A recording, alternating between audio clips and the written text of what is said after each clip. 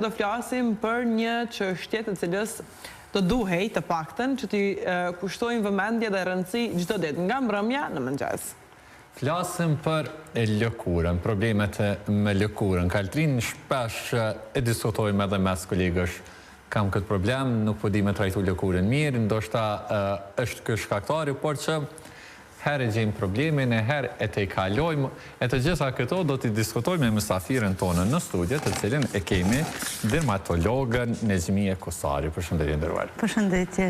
Përshëndetje doktoresh. Po flasim pikërisht për kujdesin ndaj lëkurës, sa ndryshon të themi apo sa ndikon ndryshimi i stineve në lëkurën tonë. Qoftë në fytyrë, mirë po edhe ato të trupit. Po lëkura është një organ shumë kompleks, është organi më i madh i organizmit i cili mbështjell gjitha organet dhe është direkt i ekspozuar faktorëve të jashtëm, qofshin ata fizik, kimik apo biologjik. Roli i saj është të mbrojë organizmin brenda, si dhe të ka ndikim në termorregulacion në kur djersitemi, lirojmë edhe toksinat, kështu që është edhe pastrimi i organizmit. Mirë po, edhe çdo ndryshim i brendshëm në organe të ndryshme pasqyrohet me ndryshime në lëkurë. Sa i përket kalimit të stinëve, lëkura ndryshon ditë pas dite, sidomos gjatë ndrimit të stinëve. Tani në stinën e pranverës veç kemi edhe natyra lulëzon, edhe lëkura e ka një ripërtrirje, sepse gjatë dimrit në temperatura të ulta, qarkullimi i gjakut në periferi, dhe më thonë në sipërfaqe, në lëkurë është shumë i vogël për me mbrojt organet të brendshme. Kështu që nëse nuk kemi qarkullim të mjaftueshëm të gjakut, atëherë edhe materjet e ndryshme ushqyese apo nutritive nuk depërtojnë në qelizat të lëkurës, do thotë nuk ushqehen, kështu që lëkura nuk mund të regjenerohet. Është më e ndihshme varësisht prej tipit lëkurë, disa janë më të ndihshme, disa thohen më tepër, ato që janë më senzitive, acarohen shumë, skuqen apo kanë ndryshime të tjera. E tani në pranverë është koha kur lëkura mund të regjenerohet shumë më mirë dhe mund të përdorim krema më të lehta, sepse gjatë dimrit neve duhet të përdorim krema më të yndyrshme, më ushqyese, ta krijojmë një barierë që të mos lejojmë që lëkura të dehidrohet, do thotë të mbetet pa hidratim ose pa ujë. Ndërsa tani kemi një rigjallërim të lëkurës dhe krema duhet të jenë më të lehta, të vetëm hidrante, jo ashtu të trasha për me boat filmin mbrojtës, mirë po, kujdesi kryesor është në përdorimin e kremave me SPF. Do thotë Sun Protector Factor, me faktor mbrojtës kundër rrezeve ultraviolete të diellit, të cilat janë shumë të dëmshme për lëkurën. Do të thotë lëkura ka nevojë të pastrohet çdo ditë. Pastrohet në mëngjes, pastrohet në mbrëmje. Rutina do të ishte varësisht prej tipeve të lëkurës. Tipet lëkurës i kemi 4. Është lëkura normale, e cila nuk ka shumë probleme. Është lëkura e përzirë, e cila në pjesën e ballit rreth hundës dhe këtu është më e ndryshme, ndërsa pjesë tanësore është normale. Lëkura e thatë, e cila është shumë e ndihshme, kemi qarje, plasaritje, rjepje, edhe kjo është mjaft problematike. Ndërsa në moshën e adoleshencës, më tepër me që hasim, kemi me lëkurë të ndryshme edhe me probleme të akneve. Kështu që secili tipi lëkurës duhet të ketë atë rutinën e përditshme, pastrimin, vendosjen e kremës gjatë ditës dhe vendosjen e SPF faktor. Do thotë, përveç kremës hidrantit, vendoset edhe krema me faktor mbrojtës. Në mbrëmje, gjithashtu pastrimi mund të bëhet me pastrusje në forma të ndryshme.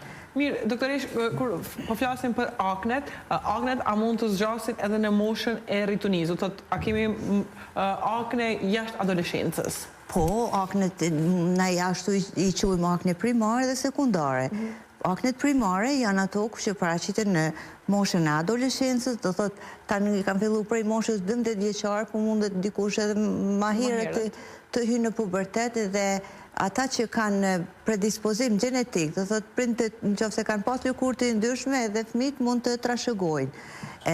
Ato mund të kalojnë, të disa kalojnë më lehtë, të disa varësisht prej gjendjes së organizmit, prej sasisë së prodhimit të yndyrës, prej kujdesit, edhe shumë faktorëve tjerë kalojnë për një kohë. Mirë po, ka edhe akne sekundare, të cilat paraqiten pas moshës pubertetit, dhe pas moshës 20 vjeçare, kemi të bëjmë me çrregullime të ndryshme, qoftë hormonale, qoftë stresuse, apo ndonjë intolerancë ushqimore, çrregullime të brendshme, kështu që ato kanë një trajtim të veçantë. Do të thotë... Doktorisht, cilat janë gabimet më të shpeshta që i bëjmë ne sa i përket kujdesit të lëkurës? Sepse shohim që në ditët e sotme, sidomos në rrjetet sociale, kemi video të panumërta sa i përket të rutinës të kujdesit të lëkurës, ku edhe njerëz mund të ndikohen shumë lehtë, mund të marrin si informacione të sakta, por ne cilat janë gabimet që i bëjmë? Gabimet që i bëjnë janë të shumta, se edhe unë shoh shpesh kur kam kohë, më intereson të di çka postohet, krema të ndryshme, kinë Facebook, në Instagrama, produkte që shiten online, ato nuk janë as të kontrollume, as nuk dihet formula atyre, janë paketume, thjesht nuk dihet çka ka përbamja aty, edhe i njëjti krem shëron aknet, shëron pushrat, shëron rrudhat, shëron çdo problem të lëkurës.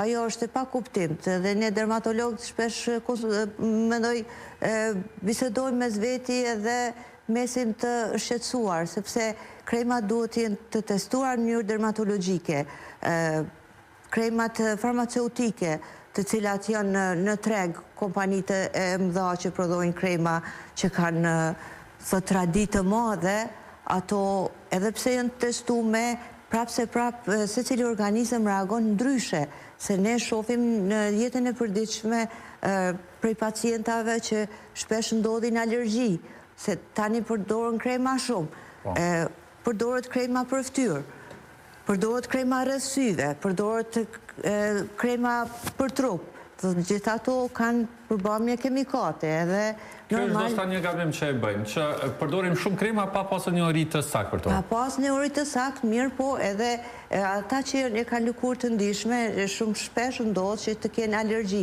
Mirë po, tani kur përdoren, përdoret pastruesi, përdoret krema, përdoret korrektori, përdoret hija rreth syve, këto janë shumë gjana dhe shpesh kur ndodh ndonjë alergji në fytyrë, ne nuk dim se cili ka shkaktu. Për atë arsye duhet të hedhim krejt poshtë, një kohë mos përdorim asnjë krem, për me testu, zakonisht e testohem atë krem të vendoset një pjesë lëkurës ose atë pastrues, ta shohim a ka reakcion. Nëse nuk ka reakcion, ai derisa të gjendet shkaktari, se ashtu edhe neve e gjejmë, më shpeshti është ndryshimet rreth syve, sepse lëkura rreth syve është më e hollë, lëkura shtresa epidermës sipërfaqësore është ka 10 shtresa, ndërsa kjo pjesa tjetër i ka 30.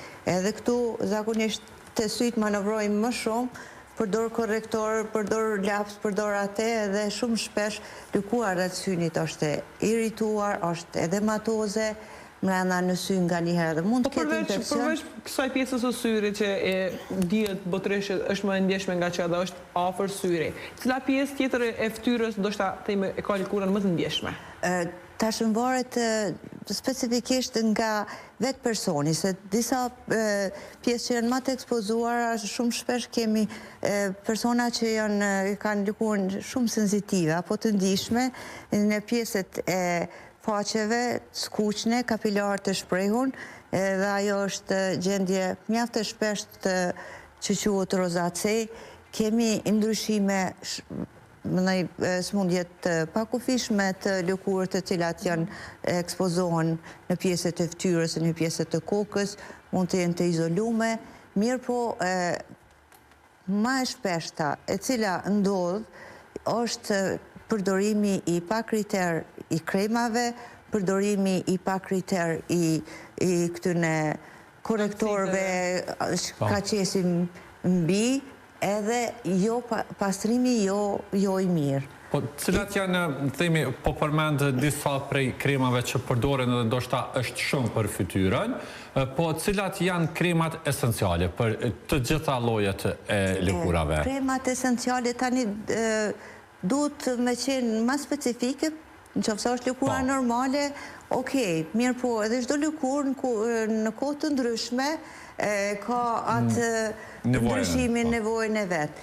Tani në bazë të studimeve dermatologët botëror, të cilët japin këshilla për kujdesin lëkurë, në mbrëmje pastrimi I lëkurës, pastrimi varësisht prej tipit mund lëkurës duhet të bëhet një pastrim të lëkura I ndryshme zakonisht janë pastruar në formë të diellit, ndërsa mund të jenë edhe në formë të qumshtit, po e para është largimi me ujin micelar.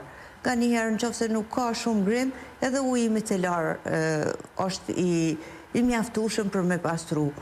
Pastaj vendoset zakonisht preferohen serumet, se serumet janë më të koncentruar dhe dëpërtojnë më thellë në lëkurë, edhe kështu që e bojnë atë efektin e vet. Serumi I cili vazhdimisht kohëve të fundit përdoret është serumi me retinol. Retinoli është një derivat I vitaminës A, I cili ndikon në rigjenerimin e lëkurës, nuk është edhe për eliminimin e njollave, edhe për minimizimin e rrudhave, mund të përdoret 2 herë në javë ose 3 herë në javë, jo më gjatë, mirë po të lëkurat e ndihshme duhet të largohet, edhe kur është dielli shumë në pranverë, okej, mirë po gjatë verës të eliminohet se e gryn lëkurën shumë, andaj rrezet e diellit shkaktojnë hiperpigmentime apo djegje.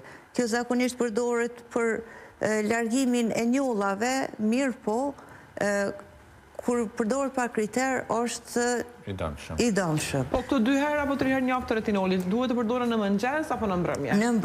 Në mbrëmje, sepse gjatë diellit, gjatë ditës, në ndikimi I rrezeve diellit, se e gryn pak lëkurën, lëkura bëhet më e ndihshme dhe rrezet e diellit damtojnë lëkurën, kështu që ato shkaktojnë njollat. Neve përdorim për njolla, mirë po shkaktojnë njollat. Zakonisht gjatë verës nuk e preferojmë, dermatologët me përdor retinolin, reklamat janë të shumta, retinoli serum, retinoli ditës, retinoli natës, ajo është e tepërt.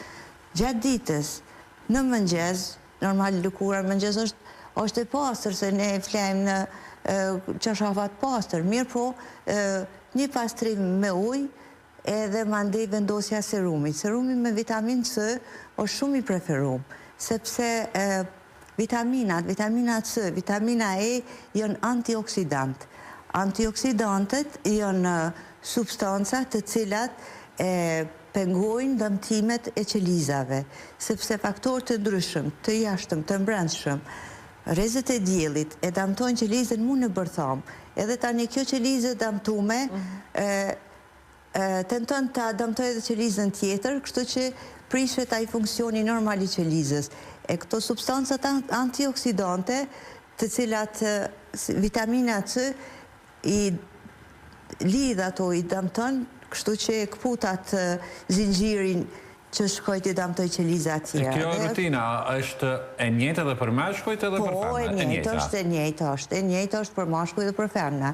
Të mashkujt është njësoj tipet e lëkurës janë mirë, po lëkurat e mashkujt është disa herë më e fortë se sa do thot më e trashë se sa të femna. Kjo dhe shkaku I besoj mjekëve. Njëjtat probleme janë edhe të meshkujt, vetëm se të meshkujt është pak më rezistente. Normal ka raste që edhe të meshkujt janë disa shumë senzitive, kjo është individuale. Po.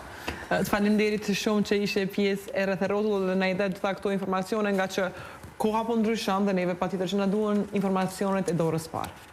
Faleminderit edhe ju për ftesën. Faleminderit shumë. E kështu, Kaltrin gradualisht erdhën në fund të emisionet për ditën e sotme. Po, miq të dashur, faleminderit shumë që ishit bashkë me ne për këto rreth 2 orë dhe arritët që të mësoni të themi këto dhe informacionet për lëkurën, mirë po edhe të merrni informacionet rreth ngjarjeve të